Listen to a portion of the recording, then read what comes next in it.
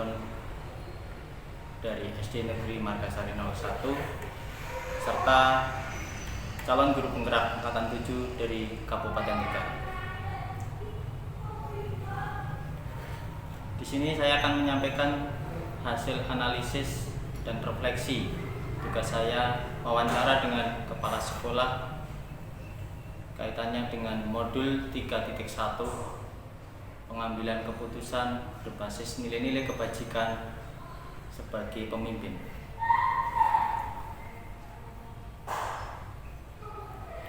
Dari wawancara yang pertama, yaitu dengan Ibu Muftikatul Latifah SPDSD sebagai kepala sekolah di SD Negeri Margasari 01,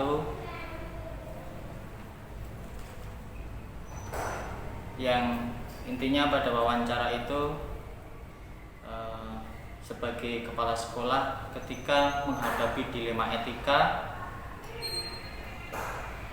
itu dia mengambil keputusan dengan langkah-langkah, yaitu menganalisis terlebih dahulu, kemudian mempertimbangkan banyak hal atau faktor dari apa keputusan yang akan diambil dengan mempertimbangkan dampak dan manfaatnya. Kemudian dalam pengambilan keputusan juga tidak melangkah sendiri, yang biasanya dikomunikasikan dulu dengan warga sekolah. Jika itu tidak memungkinkan, maka menggandeng pihak-pihak terkait seperti orang tua atau komite atau pihak-pihak yang lain. Dalam pengambilan keputusan di sini juga mempertimbangkan dampak atau keberpihakan kepada murid. Kemudian pada kegiatan pengambilan keputusan untuk jadwal itu baru akan melihat ketika permasalahan itu tidak bisa diselesaikan secara langsung atau di tempat, maka bisa diselesaikan dengan membuat jadwal atau pertemuan-pertemuan karena adanya suatu koordinasi dengan pihak lain.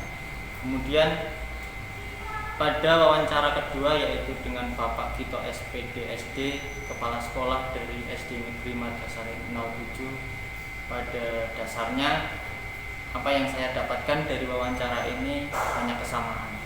Jadi dalam wawancara yang kedua, Bapak Kito ini juga dalam menyelesaikan masalah selalu melihat dulu masalahnya, kemudian menganalisis. Dari hasil analisis itu data-data dikumpulkan, kemudian biasanya juga didiskusikan dulu sama warga sekolah. Jadi dalam memutuskan sebuah keputusan tidak dengan gegabah, kadang tidak bisa diputuskan di tempat itu langsung, karena di situ tujuan akhirnya yaitu agar tidak ada pihak yang merasa dirugikan. Jadi di situ meminimalisir dampak negatifnya. Dalam mengambil keputusan, setelah adanya keputusan juga biasanya dievaluasi kembali apakah keputusan itu benar-benar sudah tepat atau belum. Jika sudah tepat, maka nanti bisa dijadikan dasar dalam pengambilan keputusan jika kasus itu menyerupai atau kasus yang sama. Tetapi jika masih mengalami kekurangan dalam pengambilan keputusan, maka dievaluasi lagi, dicari jalan yang terbaiknya. Kemudian hasil wawancara dengan Pak Kito itu dalam menghadapi permasalahan itu, tantangannya yaitu dalam menyelesaikan masalah itu diusahakan semaksimal mungkin untuk tidak ada pihak yang dirugikan. Untuk pertanyaan pada refleksi wawancara, yaitu yang pertama, hal-hal menarik apa yang muncul dari wawancara tersebut? Pertanyaan-pertanyaan mengganjal apa yang masih ada dari hasil wawancara jika dibandingkan apa yang sudah dipelajari, seperti 4 paradigma, 3 prinsip, dan 9 langkah pengujian yang sudah saya pelajari. Jadi ini kedua-duanya dari hasil wawancara saya ini, kedua-duanya dalam mengambil keputusan itu selalu sama-sama mengidentifikasi dulu. Kemudian selalu mengutamakan kepentingan bersama, yaitu kepentingan murid atau mengutamakan kepentingan murid. Masalah itu selesai yang muaranya pada kebermanfaatan kepada murid. Kemudian dari pengambilan keputusan ini juga meminimalisir dampak negatifnya supaya keputusan itu bisa dipertanggungjawabkan, dan tak lupa juga adanya koordinasi dari pihak-pihak sekolah atau pihak-pihak terkait seperti orang tua, wali murid, kemudian komite, atau bahkan kalau masalah itu tidak bisa diselesaikan dari pihak sekolah dan warga sekolah, bisa menggandeng pihak lain mungkin yang menguasai di dalam bidang itu. Kemudian yang kedua, bagaimana hasil wawancara antara 2-3 pimpinan yang Anda wawancarai? Adakah sebuah persamaan atau perbedaan? Kira-kira apa yang menonjol dari salah satu pimpinan tersebut? Mengapa? Apa yang membedakan? Jadi dari hasil wawancara kemarin ini saya melihat dua-duanya ini lebih banyak kesamaan mungkin ya, jadi lebih banyak samanya. Jadi dalam pengambilan keputusan itu mereka selalu mengambil langkah menganalisis terlebih dahulu. Jadi mengumpulkan data, mengumpulkan fakta-fakta dari permasalahan itu, siapa yang terlibat, kemudian permasalahannya apa, kemudian mengambil keputusan tidak secara sendiri, tapi mengambil keputusan ini dengan cara kolaborasi, terutama pada warga sekolah sendiri, karena di sekolah itulah keluarga yang paling dekat yang bisa diambil pertimbangan dalam pengambilan keputusan.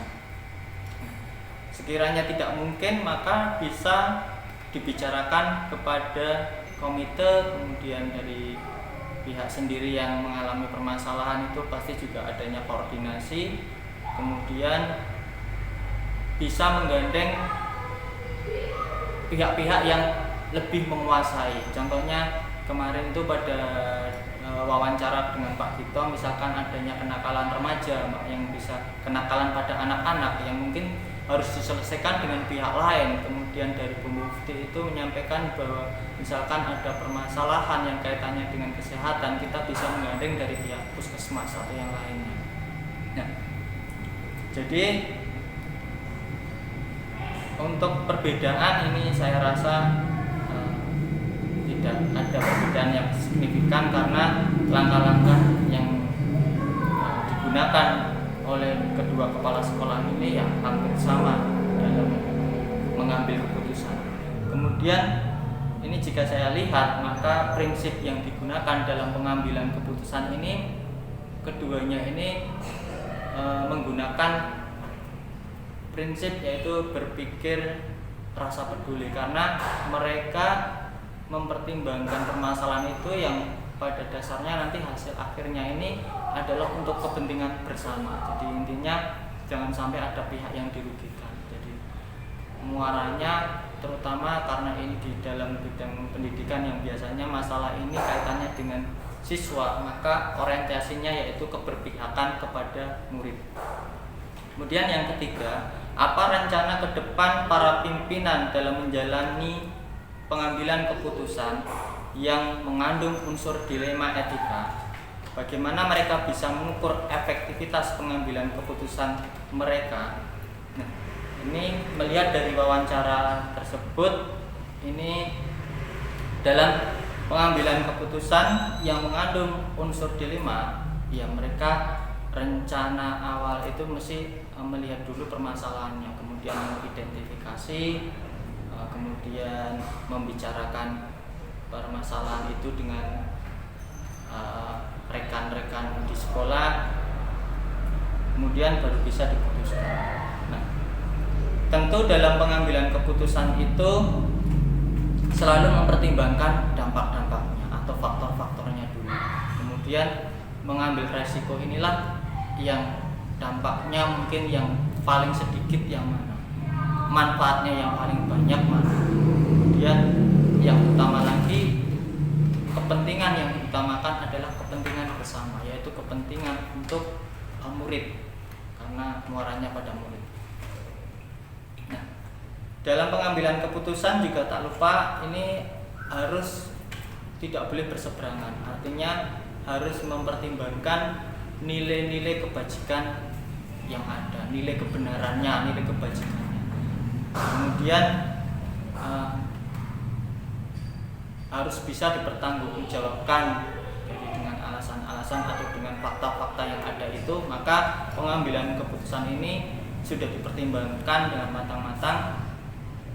Jika ada suatu hal yang mungkin tidak sesuai, maka sudah ada konsekuensinya, permasalahan itu bisa dipertanggungjawabkan.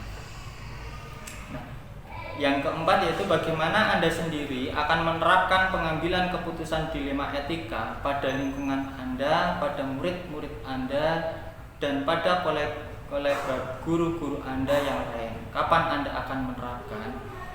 Nah, ini untuk saya sendiri, jadi kaitannya dengan penerapan pengambilan keputusan dilema etika pada lingkungan saya, ya mungkin sama ya ini ya. Jadi melihat dulu permasalahannya, kemudian menganalisis, mengidentifikasi masalah-masalah yang ada itu, kemudian membicarakan dengan yang lainnya, kemudian kita istilahnya diskusi atau musyawarah ya, musyawarah bersama. Karena dengan musyawarah ini tentu keputusan ini akan banyak pertimbangan dan banyak dukungan, jadi tidak salah dalam mengambil keputusan, karena di situ mungkin dari dukungan-dukungan itulah keputusan itu akan menjadi lebih kuat. Nah, dalam pengambilan keputusan juga harus mempertimbangkan yaitu nilai-nilai kebajikan universal, kemudian dapat dipertanggungjawabkan, dan harus mengutamakan yaitu keberpihakan pada murid. Intinya adalah semuanya ini untuk kepentingan murid. Nah, kapan akan menerapkan? Saya akan berusaha menerapkan mulai saat ini juga, kemudian besok dan seterusnya. Jadi karena apa? Karena pengambilan keputusan ini jika dilatih, insya Allah dalam menghadapi masalah-masalah ini kita akan menjadi terbiasa dalam mempertimbangkan masalah, sehingga kita akan mempunyai kecakapan dalam mengambil keputusan yang bisa dipertanggungjawabkan. Dan tak lupa itu tadi untuk pengambilan keputusan itu juga mempertimbangkan yaitu 9 langkah dalam pengujian keputusan.